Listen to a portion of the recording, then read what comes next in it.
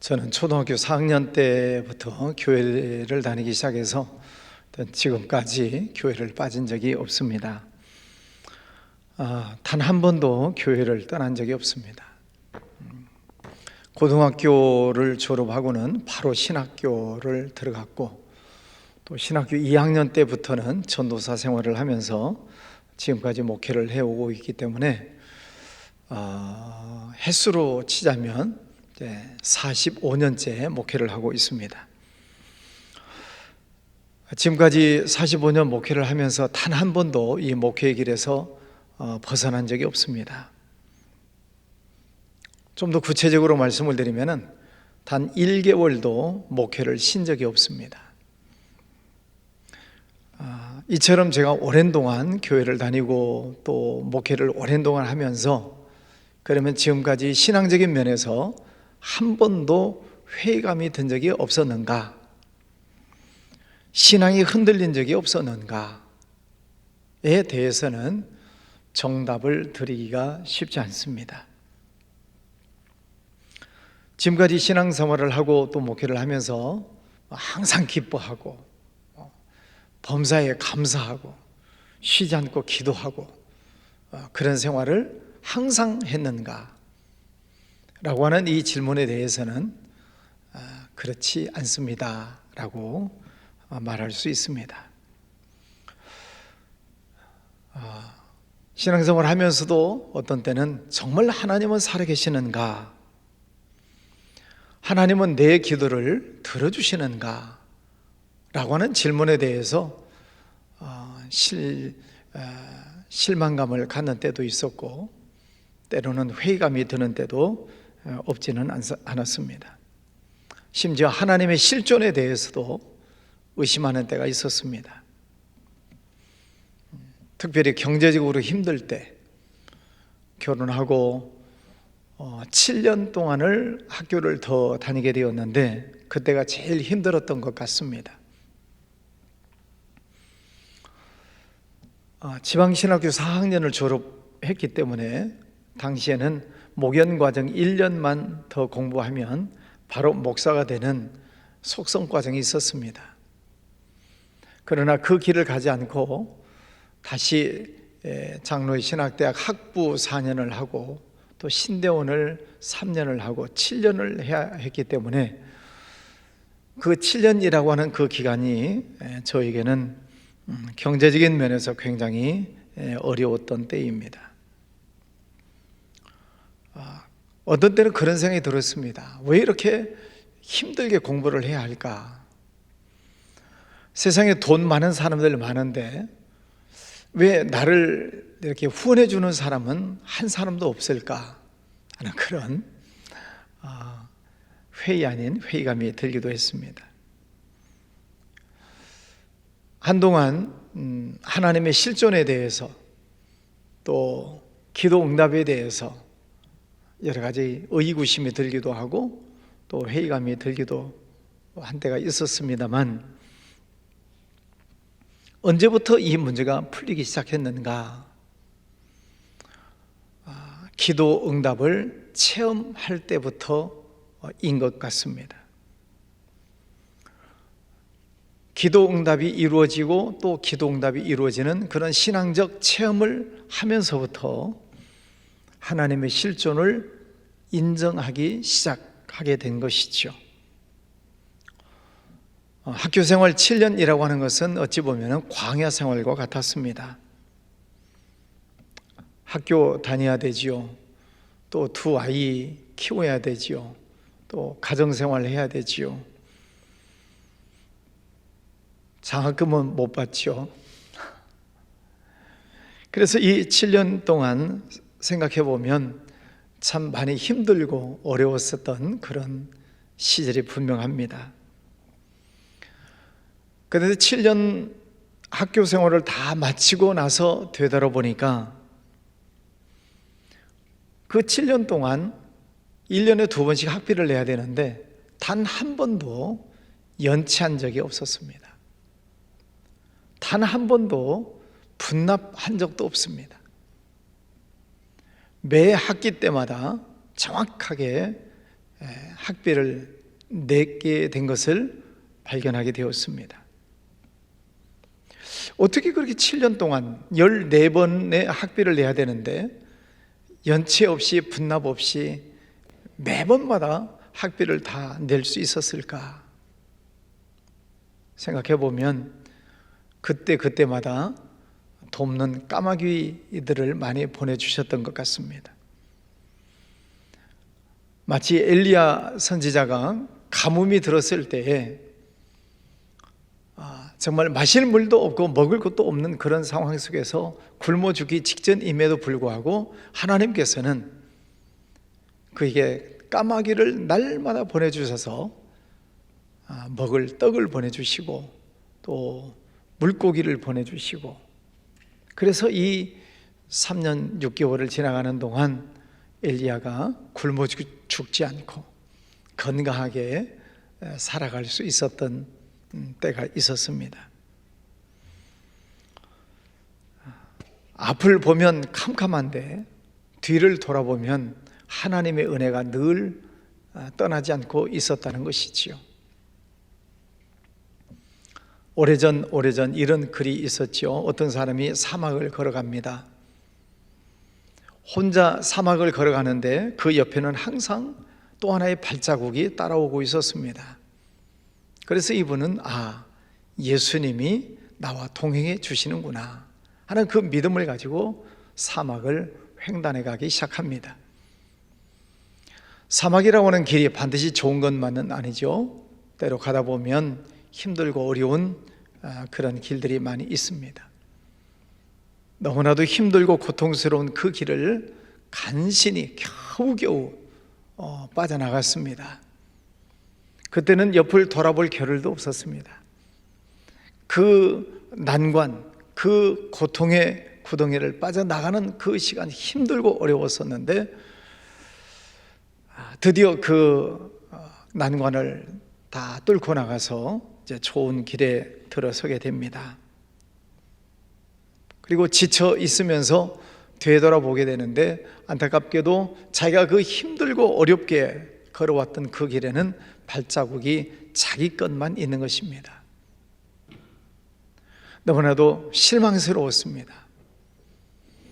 평안할 때는 예수님의 발자국이 늘 옆에 따라왔는데 왜 내가 힘들고 어려운 길을 통과할 때는 예수님의 발자국이 사라졌을까?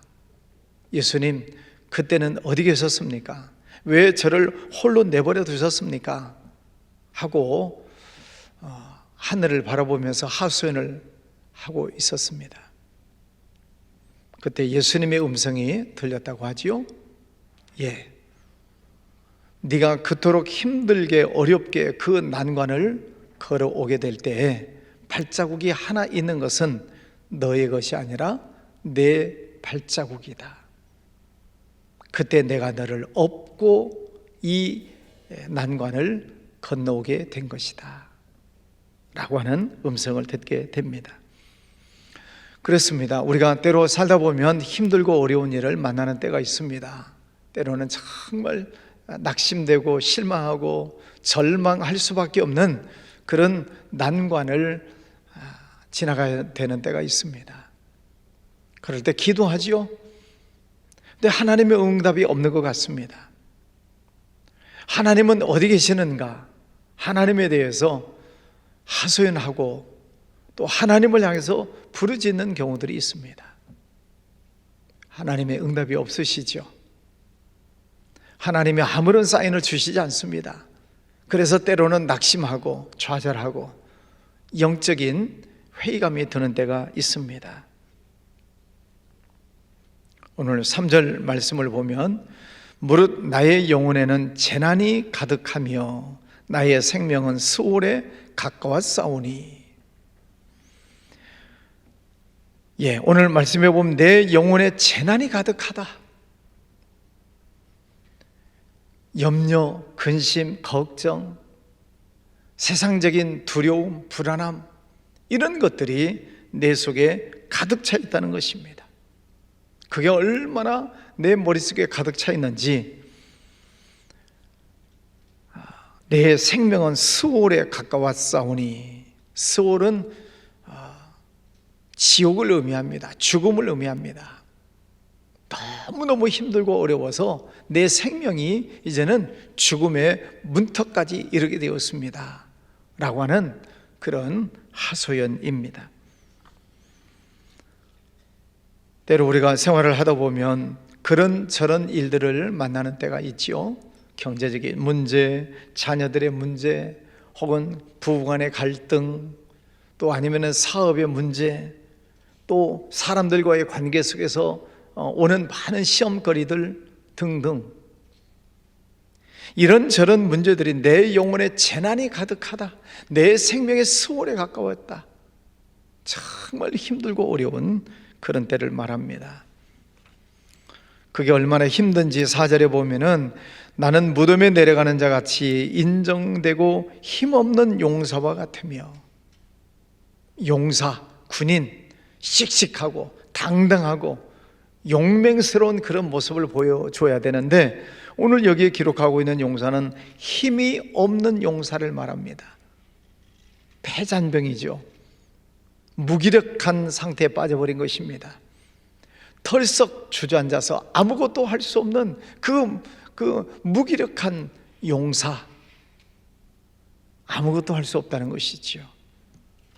지금 이 시인의 모습이 그렇습니다. 너무나도 힘들고 어려워서 풀이 죽어 있습니다. 맥이 빠져 있습니다. 생기가 없습니다. 의욕상실 상태에 빠져 있습니다. 어쩌면은 심각한 우울증에 빠져 있는지도 모르겠습니다. 우울증에 처하게 되면 만사가 귀찮죠. 아무것도 하기 싫습니다. 그게 우울증 환자의 속성입니다. 5절에도 보면 죽은 자 중에 던져진 바 되었으며 죽임을 당하여 무덤에 누운 자 같으니이다. 이제는 생명의 죽음의 문 앞에 있는 것을 지나가서 이제는 죽은 자처럼 무덤 속에 던져진 자 같이 버려졌다는 것입니다. 아무런 소망이 없다는 것이지요. 아무것도 기댈 수가 없다는 것입니다. 모든 것이 이제는 끝났다, 할 수 없다, 이제는 나는 죽었다 라고 하는 그런 지경에까지 내려가고 있습니다. 8절 말씀에도 보면은 주께서 내가 아는 자를 내게서 멀리 떠나게 하시고 나를 그들에게 가증한 자같이 되게 하셨사오니 나는 갇혀서 나갈 수 없게 되었나이다. 이제는 나를 아는 사람들이 다 나를 떠났습니다. 마치 공동묘지에 누워있는 것처럼 아무도 찾아오는 사람 없고 그저 스산한 바람만 불고 왔다 갔다 하는 그런 공동묘지에 홀로 누워있을 때의 그 적막강산, 외로움, 쓸쓸함, 무서움, 불안함, 두려움, 이런 상태에 처해 있는 이 시편 기자의 모습을 보게 됩니다. 모든 사람들이 좋을 때 좋은 것이지 내게 힘들고 어려운 일을 당하게 되면 사람들이 다 나를 떠나지 않습니까? 친구도 좋을 때 친구지 내게 어려움이 닥치면 친구들도 다 떠납니다. 그래도 끝까지 남아있는 분들이 가족인데 가족도 정말 힘들고 어려우면 거리를 멀리 두는 것이 사람들의 모습이죠.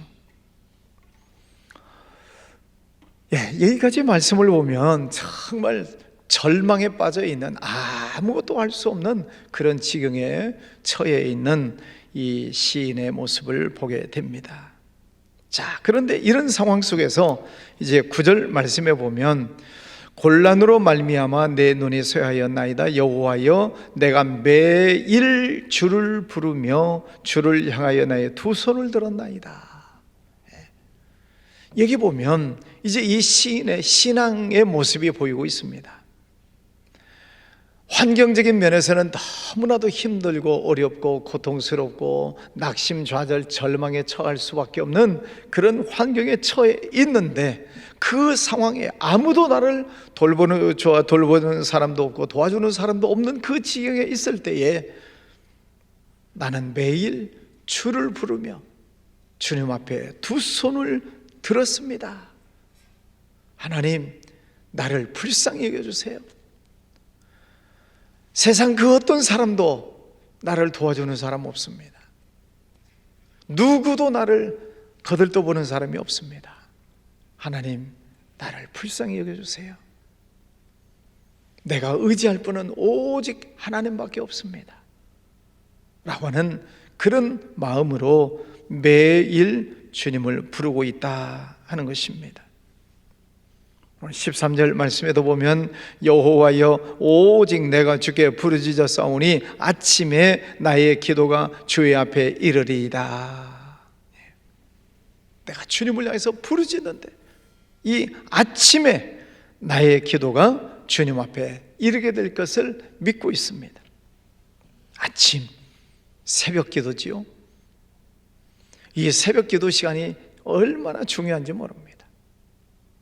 만물이 다 잠들어 있는 시간, 하나님께서 우리를 깨우셔서 지금 성전에 보내주셨고 또 가정에서도 깨어 일어나서 이 시간을 참여하게 해주셨죠. 하나님께서 이 새벽 시간을 왜 좋아하실까요? 새벽 시간은 모든 염려, 근심, 걱정을 다 밤새 다 내려놓고 잠을 자고 일어났을 때는 새로운 마음을 갖습니다. 어찌 보면 그 마음이 비어 있는 것이죠. 깨끗한 마음입니다. 그 비어 있는 그 마음 속에 하나님께서 우리에게 은혜를 주시기 위해서 우리를 새벽에 깨워주시는 줄 믿습니다. 그래서 이 새벽 기도에 나오시는 분들 마음 속에 하나님께서 은혜를 베풀어 주시고 또 축복해 주시고 우리가 기도하는 것에 대해서 응답해 주시고 또 우리의 마음을 통해서 성령께서 우리들 마음속에 감동 주시는 것을 깨닫게 하시는 것이죠. 그래서 이 새벽 기도 시간이 중요한 것입니다. 저도 중학교 1학년 때부터 새벽 기도를 시작했다고 말씀을 드렸는데 지금까지 평생토록 새벽 기도를 하면서 깨닫는 것이 있습니다. 요한복음 15장 말씀에 보면은 포도나무의 비유가 나옵니다. 나는 참 포도나무요 내 아버지는 농부니 2절에 보면은 무릇 내게 붙어 있어 과실을 맺지 아니하면 잘라버리고 과실을 맺는 가지는 더 풍성하게 맺도록 하기 위해서 우리를 깨끗하게 해주신다는 말씀이지요. 새벽 강단에 엎드려 있을 때 어느 날 이 말씀이 묵상이 되었습니다. 주님 앞에 붙어 있는 것이 무엇인가? 무릇 내게 붙어 있어. 하나님 앞에 붙어 있다는 말씀이 무슨 말씀인가? 하나님 앞에 강단에 엎드려 있자. 매일 아침 새벽마다 주님 앞에 엎드려 있자. 이것이 하나님 앞에 붙어 있는 것이다 라고 하는 깨달음이 왔습니다. 그래서 새벽 예배 끝나고 나서 강단에 엎드려서 그 시간에 기도하고 또 말씀을 읽고 또 말씀을 묵상하고 또 성령께서 감동 주시는 말씀을 또 받아 쓰기도 하고 설교 준비를 하기도 하고 어쨌든 이 강단에 엎드려 있는 그 시간이야말로 하나님께 붙어 있는 시간이다 라고 하는 그런 깨달음이 왔습니다.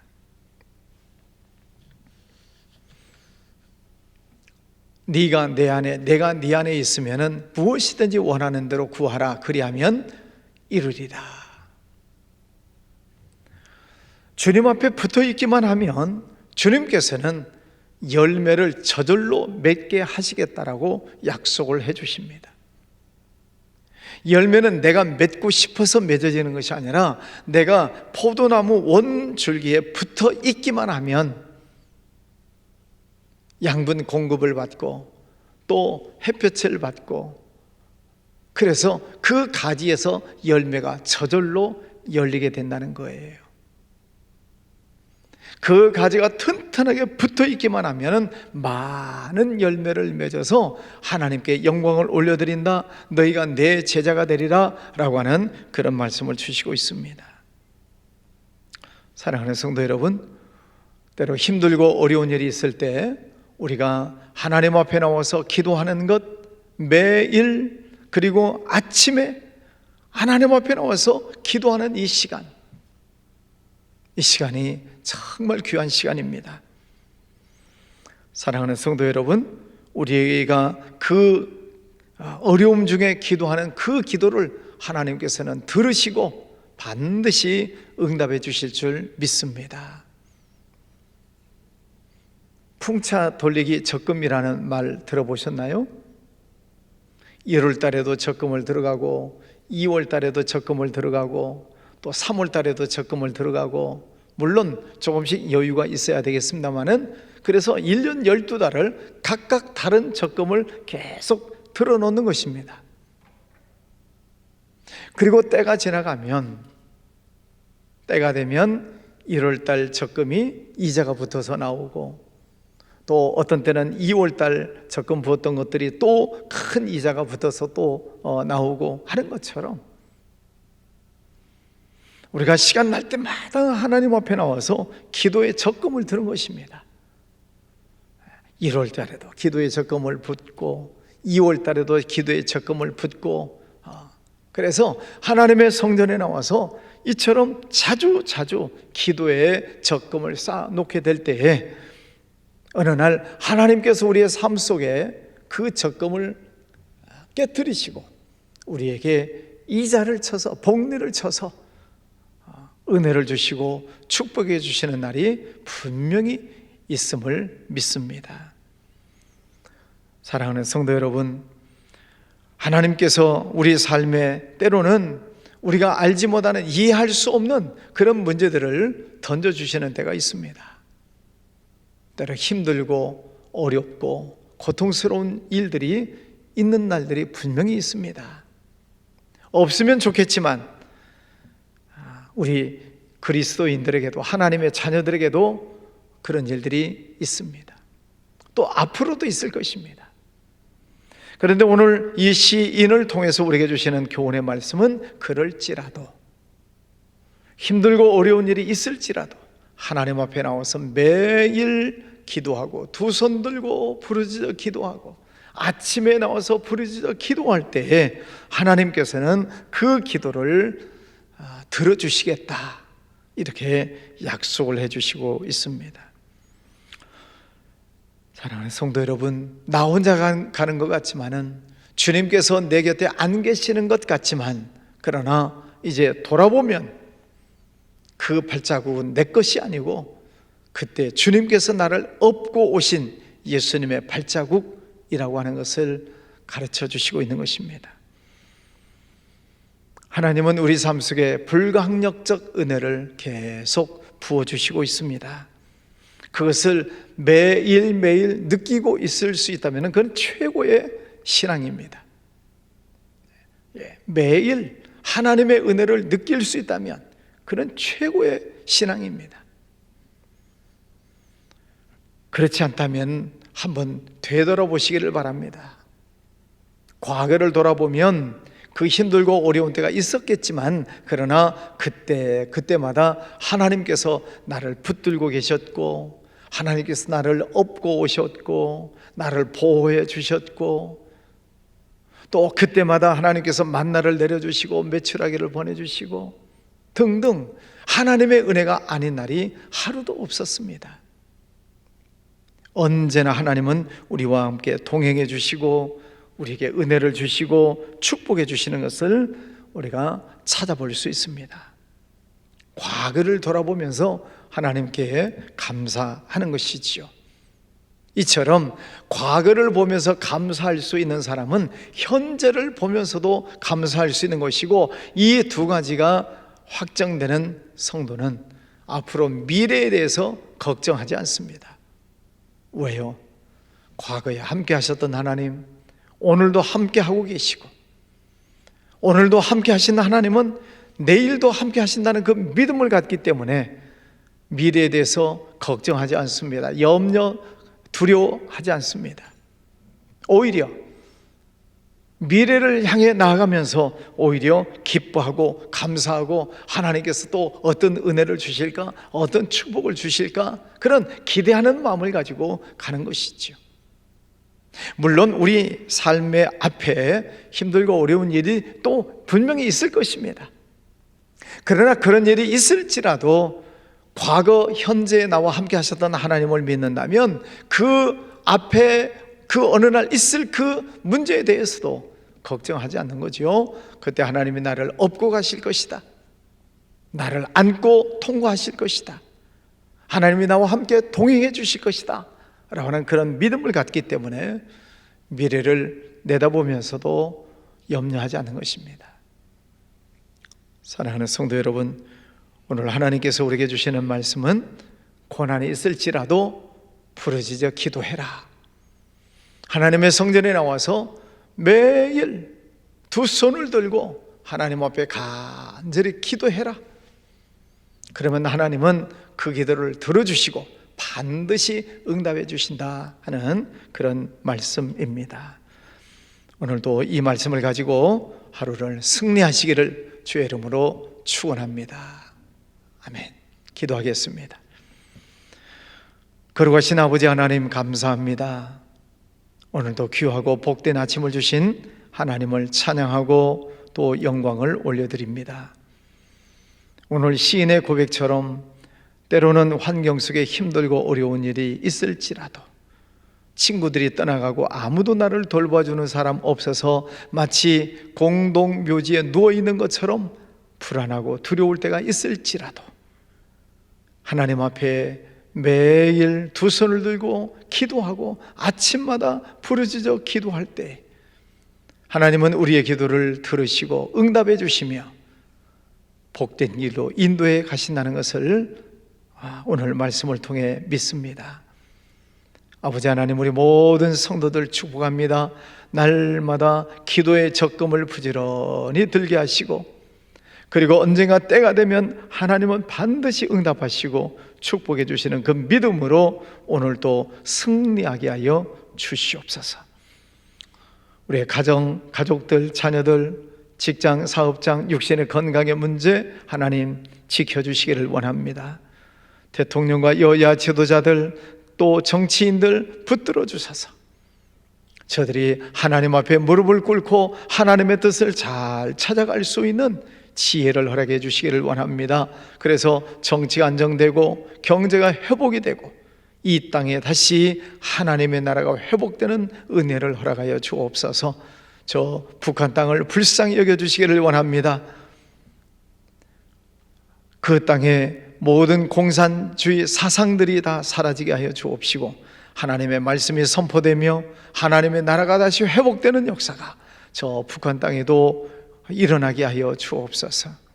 하나님의 때에 남북이 하나로 통일이 되어져서 전 세계 민족 열방을 향하여 복음을 외치는 선교하는 민족 되게 하여 주옵소서. 해외에 나가 있는 선교사님들 영육간에 강건케 하여 주시고 또 선교 지역 곳곳마다 하나님의 나라가 회복되는 역사를 허락하여 주시옵소서. 귀한 예물 드리는 손길도 받으시고 축복해 주시기 원하옵고 예수님 이름으로 기도하였습니다. 아멘.